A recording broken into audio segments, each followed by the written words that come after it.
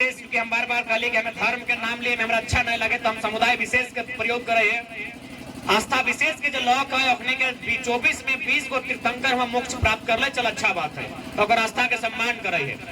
लेकिन ध्यान देने वाली बात है, उस पहाड़ के नीचे 3 को ब्लॉक आता है तो चाची पीर टाट डुमरी एक बित्ता जमीन उस समुदाय का नहीं है। तो इसलिए आप ये दलील मत दीजिए धार्मिक आस्था के नाम पर, बल्कि उनका जहां फ्लैट खड़े हैं वो फ्लैट मैक्सिमम जमीन सीएनटी पर है, यानी कटघरे में वे लोग आ जाएंगे, हम नहीं। उसके बाद वो केवल शुद्ध रूप से कॉर्पोरेट्स के लिए है। 24 तीर्थंकर हैं तो 24 मठ होना चाहिए, जाके देखिएगा लगभग 32 से 35 है। अभी एक का लागत हमको लगता है 10 करोड़ तो छोड़िए, हमको लगता है अरब तक जा चुका है। अरबों की लागत से एक कोठी बनी है भाई साहब। इसीलिए अगर किसी की आस्था के आधार पे अगर आप दावा कर रहे हैं तो एक बार बैठ के सोचिएगा, जबकि उनका जीवन दर्शन खुद कहता है धन का संचय ना करना। लेकिन भारत में सबसे धनी वही लोग हैं, आप आंकड़े उठाकर देख लीजिए। वे लोग खुद अपने तीर्थंकर, अपने जो जिनको उनके आस्था का केंद्र है, जिनको वो मानते हैं, उनके विचारों को वे लोग खुद नहीं मान रहे हैं। और पारसनाथ पहाड़ 16,000 एकड़ में फैला हुआ है। 16,000 एकड़ यानी लगभग 32-33 गांव आते हैं उसके नीचे, और उसमें से एक भी गांव समुदाय का नहीं है और ना ही उनका जैसा विचार रखने वालों का है। वह गांव किसान, कबीलाई, आदिम, आदिवासी, मूलवासी का गांव है, और उनका कोई भी कल्चर है वो उनके अनुसार स्टार्ट होता है। तो इसलिए कहीं न कहीं जब लोगों को झारखंड में धर्म के नाम पर विवाद नहीं समझ में आया, अपनी राजनीति समझ में नहीं आई, तब ये पहाड़ पर अब सबको पहाड़ चाहिए। सरकार को भी पहाड़ चाहिए, आस्था के नाम पर भी पहाड़ चाहिए, पूंजीपति, कॉर्पोरेट और ठेकेदार को भी पहाड़ चाहिए। कहे ना वहां बहुत प्रकार का रतन छिपा है, इससे ज्यादा कुछ नहीं है। बाकी इसी जब विवाद सामने नहीं था, उसी समाज के लोग अपने तीर्थंकरों का दर्शन करने के लिए इसी बदबूदार कंधों में बैठकर ऊपर जाते थे। यही कंधा, यही आदिवासी मूलवासी का कंधा डोलियों में। तो कहीं ना कहीं एक साजिश यही है, उद्योगपति, कॉर्पोरेट्स, इसके अलावा वहां कुछ भी नहीं है। बाकी आस्था का सम्मान है। आप एक विशेष माने छोटे मोटे जो चोटी है पहाड़ की, उस पर आप अनुशासन लगा सकते हैं। पूरा पहाड़ नहीं, पूरा पहाड़ यानी झारखंड का अस्तित्व, लगभग हजारों लाखों की संख्या में जो लोग रहते हैं उनके जीवन का साधन है। मजदूर हुआ करता था, वो मजदूर जाहिर सी बात है मजदूरी करता था, तो मजदूर को अपना लाइफ से बहुत चिढ़ होता था। क्या हम मजदूर हैं, उसको अपना लाइफ से बड़ा चिढ़ होता था कि हम तो एक मामूली साधारण सा मजदूर है। तो एक दिन क्या हुआ, एक बहुत बड़े मंत्री का काफिला उसके सामने से गुजरा। उसको देख के बड़ा अच्छा लगा, कितनी गाड़ियां, इतने नारे, इतने फूलों की मालाएं। तो उसने अपने ईश्वर जो अर्हत दिए थे उनका मन मन याद किया कि आप प्रकट हो जाएं, आपसे कुछ वरदान मांगना है। उनका जो मान्यता था प्रकट होते हैं। बोला मांगो, क्या मांगते हो? बोला देखिए हमको मजदूरी करके अच्छा नहीं लगता है, हमको कुछ और बना दीजिए। तो बोला क्या बनोगे? बोला हम जब भी हमको कुछ बनने का मन करेगा बस हम बोलेंगे और बन जाएंगे, हमको ऐसा वरदान दीजिए। बोला ठीक है, लेकिन एक बार सोच लो कि तुम जो हो वो दोबारा नहीं बनेंगे। तो बोला यार कौन बनेगा, ऐसे तो हम मजदूर है, मजदूर दोबारा क्यों बनेंगे? हमको दुनिया का सबसे पावरफुल पर्सन बनना है और हमको लगता है ये मंत्री सबसे पावरफुल है, हमको ये मंत्री बना दीजिए। बोला सोच लो, मंत्री तुमको 1 सेकंड में बना देंगे लेकिन दोबारा कभी मजदूर नहीं बनाएंगे। बोला एकदम डन। बोला चलो तथास्तु। वो पलक झपकते ही मंत्री बन जाता है। मंत्री क्या मान लेते हैं, प्रधानमंत्री बन जाता है। 1 महीना प्रधानमंत्री बन के पूरा देश घूमता है, इतनी बड़ी बड़ी गाड़ियां, बड़े बड़े पुलिस के अधिकारी उसके आगे पीछे।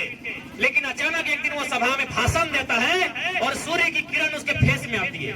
बोला यार ये सूर्य की किरण तो हमसे भी पावरफुल है, हमको पसीना पसीना कर दिया। बोला सुनो भगवान किधर हो, प्रकट हो जाओ, अब हमको मंत्री भी बन के नहीं रहना है। बोला क्या रहोगे? बोला सूरज बना दो।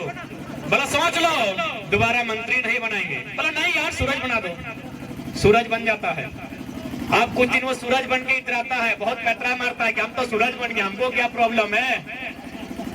1 महीना बाद सूरज के सामने काले बादल आ जाते हैं। धरती तक उसकी रोशनी नहीं पहुंच पाती है, वो फिर बोलता है यार काला बादल हमसे पावरफुल है, हमको काला बादल बना दो, हमको सूरज नहीं रहना है। बोला फिर सोच लो, दोबारा सूरज नहीं बनाएंगे। बोला बनना क्या, हमको काला बादल ही बनना है। अब तो काला बादल बन जाता है, 10 दिन 15 दिन काला बादल बन के रहता है। अब क्या होता है, काला बादल उड़ते उड़ते उड़ते उड़ते एक पहाड़ से टकरा जाता है। आंख खुलता है, बोला यार इतना पावरफुल कौन है जो हमारा रास्ता रोक लिया है। देखता है एक बहुत बड़ा पहाड़ है। बोला सुनिए अब हमको बादल भी बन के नहीं रहना है, तो मैं रास्ता रोक के खड़ा है। बोला क्या करना है, बोला हमको पहाड़ बना दो। बोला ठीक है बेटा, लेकिन फिर सोच लो। बोला सोच लिए। अब वो पहाड़ बन जाता है।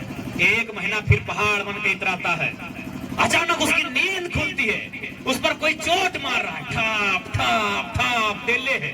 बोला साला ये कौन है रे जो हमको पटक रहा है, हमको मारपीट कर रहा है। तो सीधे बोला अब हमको कुछ नहीं सुनना है, कहाँ है भगवान आइए। बोला अब क्या है, बोला यार हमको कोई पीट रहा है, ठपठपा के पीट रहा है, हमको वही बना दो, हमको वही बनना है, हमको पहाड़ भी नहीं रहना है, वो हमको दम भर के पीट रहा है। बोला अरे पगला आंख खोल के देखो तो कौन पीट रहा है। कौन पीट रहा था, एगो छीनी और हथौड़ी लेके मजदूर पीट रहा था। उसको कहां से लेके गया था, मजदूर से। बोला आप कैसे लेके आएंगे, यानी आप जहां हो, जिस स्थिति में हो उससे सामंजस्य बना के चलो, हाँ आगे बढ़ो, लेकिन जो वर्तमान स्थिति है इसे नकारो मत। ठीक है ठीक है, सबके जोहार रहता है कि सवाल बनकर फिर उठूंगा, जो बन पड़े सो जवाब रखना, मेरा खून बेकार ना जाए, इस खून का हिसाब रखना। कि जब जब सजी है थाल क्रांति की, जब जब सजी है थाल क्रांति की, माओ ने खुद बेटों की बोलियां दी हैं, क्रांति ने एक सर मांगा है, हमने भर भर के झोलियां दी हैं। यही आ जाए पतरातू गांव से, एक ही परिवार से 3 को सगा भाई का जान गया है ना भाई, तो क्या गलत बोले, हमने भर भर के झोलियां दी हैं। यही मायाराम महतो, महेश महतो, कुंवर महतो, एक गांव एक ही घर से 3 को भाई का जान गया है। इसलिए याद रखिएगा, ये क्रांति हमने अपने रक्त पर सींचा है, ये राज्य हमने अपने रक्त से बनाया है, इसकी मान मर्यादा को रखना हम सभी का कर्तव्य है। कि चीखे गूंजेगी धरती में, चीख चीख में क्रंदन होगा, चीखे गूंजेगी धरती में, चीख चीख में क्रंदन होगा। अब हमें हथियार उठाने पे विवश ना करो, वरना उस दिन धरती पर मृत्यु को अभिनंदन होगा। हमने बहुत सहा है, दुनिया में जितना किसी ने नहीं सहा है उतना झारखंडी ने सहा है। जमीनें हमारी गई है और 9 की यूपी बिहार बंगाल को बांटा गया है। हमने बहुत सहा है, बोकारो रहे, धनबाद रहे, अरिया यही घाटो रहे जहाँ उमेश चिड़वार 200 दिन से धरना में बैठा है। साला जमीन उसके बाप का और उसको मांगना पड़ रहा है। हम तो यही कहेंगे मांगने का धंधा खत्म करो, अब छीन लो। ऐसे भी एक दिन सबको मरना है, यहाँ जीने के लिए कोई नहीं आया है। तो डरने से अच्छा है आज एक बार आपने अंदर के डर को त्यागो और सामना करो। ठीक है, अंधार भय गए, फिर वो सबके जोहार रहते, बेस से रहिया। बाकी हमने तो पूरा साल भर से सुनिए रह लिए, झेलिए रह लिया, मैंने जितना संभव है और से कई ज्यादा गुना आज समर्पित कर दिलाए। जनवरी मात्र 2 दिन ना आए, अब की बताए वो, बाकी सबके जोहार।